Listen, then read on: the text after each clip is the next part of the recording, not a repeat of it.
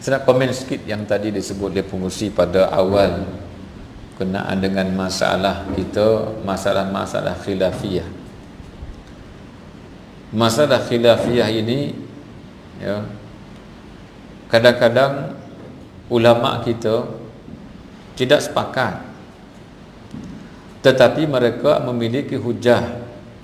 Sebab itu ta'rifan yang dibuat oleh Jabatan Mufti Negeri Sembilan berkenaan dengan ahli sunnah sangat tepat. Mereka mengikut Al-Quran dan hadis dan berpegang dengan salah satu daripada mazhab fiqahnya, sama ada mazhab Hanafi, mazhab Maliki, Syafi'i atau mazhab Hambali. Jelas itu ahli sunnah. Kadang-kadang kita dengan mazhab lain juga ada dia punya khilaf dia. Seperti mana tamakninah itu tak ada pada Hanafi, kita tamakninah tu wajib. I'tidal tidak ada pada dia, tapi kita wajib. Kemudian pula mazhab Maliki, segi ambil air semayang tak perlu tertib, kita wajib tertib. Jadi khilaf yang berlaku itu rahmat bagi umat Islam, tetapi kena tahu ruang lingkup dia. Ada dipanggil taklid, ada nama talfiq, ada nama tatabbu'ur rukhas. Dalam masalah ini bagi orang awam tak perlu kita nak mengeluarkan satu mazhab baru, tak payah. Kita awam fa'alu tak hafal dan tak tahu benda fa'alu. Tetapi kalau menghukum bid'ah nombor satu, baru ni dia orang hantar satu mesej. Seorang ulama hadis, dia keluar daripada agama Hindu, kemudian orang Islam nak masuk jadi Hindu dengan mengadakan acara tahlil. Sebab dia kata tahlil adalah amalan orang Hindu. Sejak bila Hindu buat tahlil? Kat mana? Kuil mana dia buat tahlil? Nak tahu juga. Kalau ada, kita nak pergi ramai-ramai sekali tahlil dengan dia. Dia kata tahlil adalah amalan Hindu. Kuil mana buat tahlil? Cakap dia tak jadi. Ulama-ulama yang dahulu kala, tak payah ambil jauh-jauh. Imam Ahmad Ibn Hanbal pernah bermazhabkan mazhab Syafi'i. Beliau menghafaz hadis sekitar 1 juta hadis, tetapi masih bermazhabkan Syafi'i sebelum mengasaskan mazhab beliau sendiri. Ini Imam Ahmad Ibn Hanbal. Kita berjuta hadis hafal. Quran hafal tak payah hadis dah, Quran hafal dah. Tak, Yasin. Walau setiap minggu baca masih tengok buku lagi. Kemudian selesai sajadah hafal. Tak, cuba hafal. Dah sebulan tak apa-hafal. Sama ada sajadah yang susah atau otak kita yang tumpu. Nak kita katakan mazhab yang tak betul. Ini ulama yang akal sangat tajam, menghafaz lebih 1 juta hadis.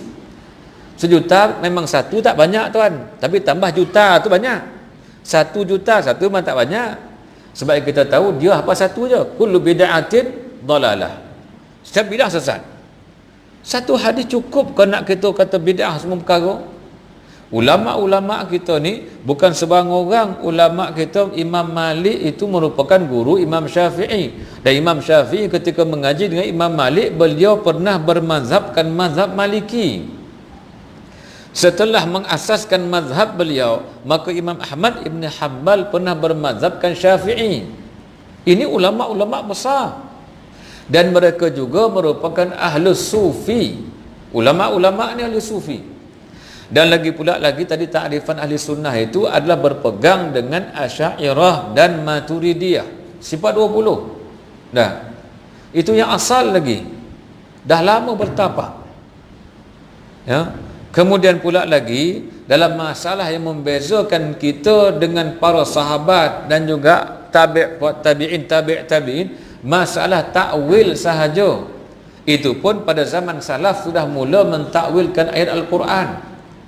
Yang lain daripada itu, wujud Allah, qidam Allah, tidak ada khilaf langsung.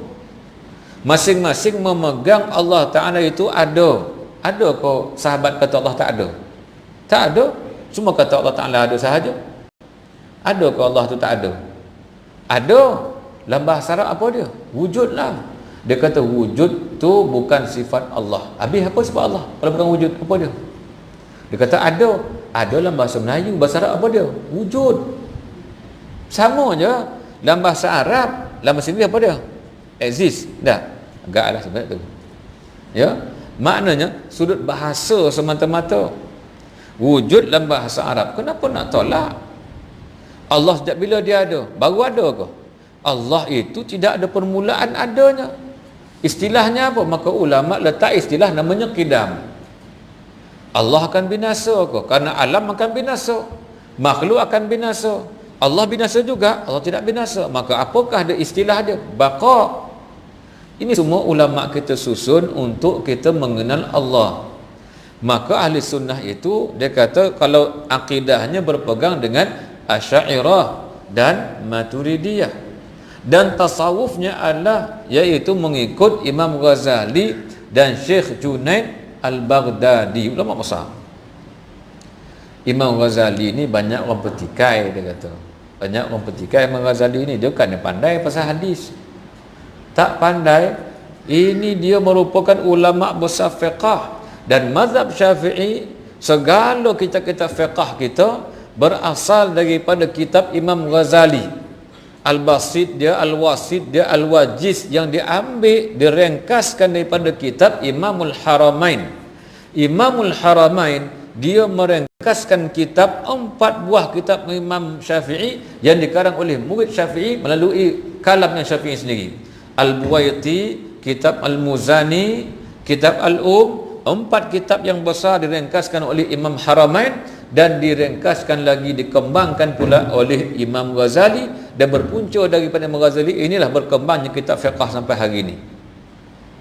Kita pula mengatakan Imam Ghazali tak pandai. Kita kata Imam Ghazali ni hadis tak pandai. Imam Ghazali tuan gelar dia Hujjatul Islam. Kok dia hidup zaman sekarang ni seorang tak salahkan dia. Kawan dah tak ada, sedaplah kita nyalahkan. Imam Ghazali tak pandai lah, tak reti hadis lah, pekah dan pukang lah. Dah. Dia karang kitab Mustasfa tuan-tuan, usul fiqh tu seorang tak boleh baca. Bukan apa, kita lah ilah fa'ala tak hafal, kan? Ini yang hafal fa'alu ni. Yang Arab pun pandai, dah bahasa Arab pun teruk, Mustasfa pun tak boleh baca. Kerana hebat tingginya ilmu Imam Ghazali. Kita buat buku, ambil sini sikit, ambil sini sikit, ambil sini sikit, jadilah buku kita. Tanya balik apa isi, kita pun tak ingat. Dah copy paste, ambil sikit, ambil sikit, ambil sikit, kita pun buat satu buku yang tebal, kat 1000 muka surat. Rupa-rupa tanya orang dalam tu tak tahu dia apa isi dalam tu, sebab ambil hak orang.